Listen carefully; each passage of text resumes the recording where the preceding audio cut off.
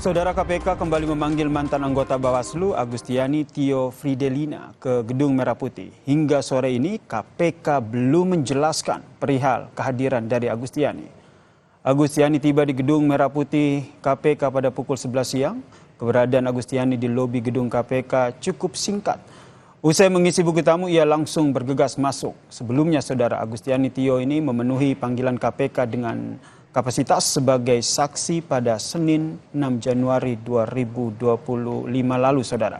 Saat itu Agustiani Tio Fridelina dipanggil oleh KPK sebagai saksi dalam kasus suap pergantian antar waktu anggota DPR yang menjerat mantan caleg PDIP Harun Masiku dan juga Sekjen PDIP Hasto Kristianto.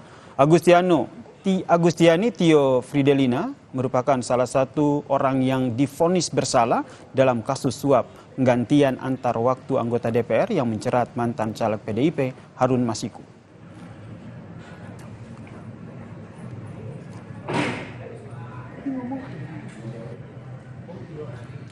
Terima kasih Anda telah menyaksikan program Kompas Petang. Saya Yasir Neneama. Dan juga saya Mado Pelfrina pamit undur diri. Terima kasih sudah menonton. Sampai jumpa.